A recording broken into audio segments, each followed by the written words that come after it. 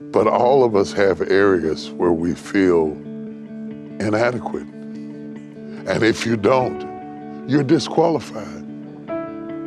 Because humility is framed from feeling inadequate. When you say, I am not enough, it makes you pray harder. It makes you seek harder. It makes you ask for more grace. I was 17 years old. I laid down and went to sleep. And while I was sleeping, I dreamed I was reading a verse that I didn't know existed at the time. God was saying to a young man, before I formed thee in the belly, I knew thee, or I ordained thee, and I sanctified thee to be a prophet to the nations. And when I woke that morning, I just took my Bible with childlike faith and just let it fall open. And it fell open on Jeremiah. And he said, before I formed thee in the belly, I knew thee, and I ordained thee, and I sanctified thee to be a prophet unto the nations. And all of a sudden, I remembered all the stories my mother told me about when I was born. I was born with a veil over my face, and one of the neighbors came down and said, look, the Lord has given you a prophet. And Mama said, a prophet? She said, yeah, he has a veil over his face. Thin membrane born over some babies' faces. I was one of them. That membrane, the old folks said, was a sign you were a prophet, but I didn't know I was a prophet, so I was a wild, crazy, foolish, ignorant, rambunctious kid who got into everything and anything all the time, driving people crazy. And I was having a good time doing my own thing until God came along and messed it all up by bringing this stuff again about me being a preacher. And I ran from my calling.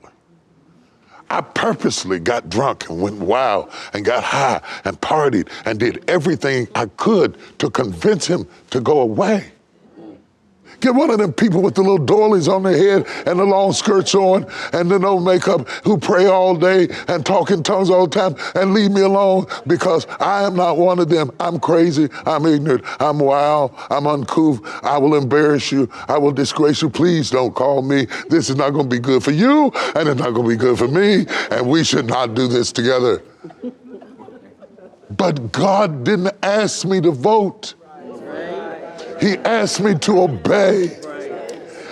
And after several years of running, and after several years of going in clubs and sitting on bar stools where one drunk would lean over to me and say, funny man, I had the craziest dream about you. I dreamed you was preaching in this church, and I got up and ran out of the club. And I felt like David, if I make my bed in hell, thou art there. And if I take the wings of the morning and ascend to the uttermost parts of the earth, thou art there. And I'm not gonna be able to outrun this. And I couldn't understand that God wouldn't let me go. I couldn't understand why God picked me. If I get to heaven and we're only allowed one question apiece, I simply wanna know, why did you call me? A boy from the hills of West Virginia, the son of a janitor and a school teacher. Why did you call me? And I had lots of excuses. Like Moses, I had a speech impediment. You can't call me. You can't call me. I didn't stutter, but I had a lisp. I can't be a speaker because I have a lisp. But all of us have areas where we feel inadequate. And if you don't, you're disqualified. Because humility is framed from feeling inadequate. When you say, I am not enough, it makes you pray harder. It makes you seek harder. It makes you ask for more grace. Beware of all the people who tell you they are enough. It's a sure sign that you're dealing with a fraud. Because the questions the world is asking are too complicated for you to answer with a degree. The problems people are having now require divine intervention. And you have to have somebody who has heard from God not from themselves. So it doesn't matter. In my weakness, he's made strong. In my weakness, his strength is validated. So he chooses fragile, broken, limited people so you won't be confused where the ointment comes from. You know that the glory that we have is not of ourselves, but Christ Jesus the Lord that has given us the glory. And it's him coming out of us. It's not our talent coming out of it. It's not our skill coming out of it. It is him coming out, both to do and to will, according to his own good pleasure. That's the facts. And what makes God all the more real is recognizing that he can work with such poor material. That he can be so masterful as Michelangelo to paint the Sistine Chapel with a broken brush. And I am the brush. And you are the brush, and you are the brush, and you are the brush.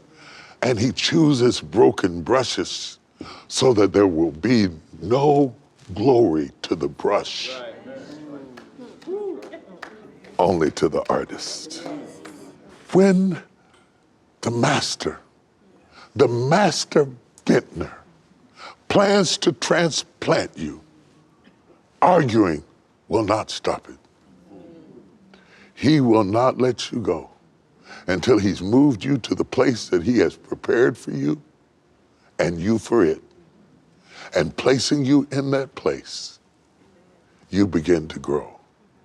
And you will know you're in the place when, like Joseph, your branches reach over walls. When God plants you, your branches reach over every denominational, racial, generational wall that ever stood. And I believe he wanted you to hear this at this moment in your life. At TBN, our mission is to use every available means to reach as many individuals and families as possible with the life-changing gospel of Jesus Christ. Thank you for helping make the gospel of grace go around the world. Without you, we couldn't do it. God bless you.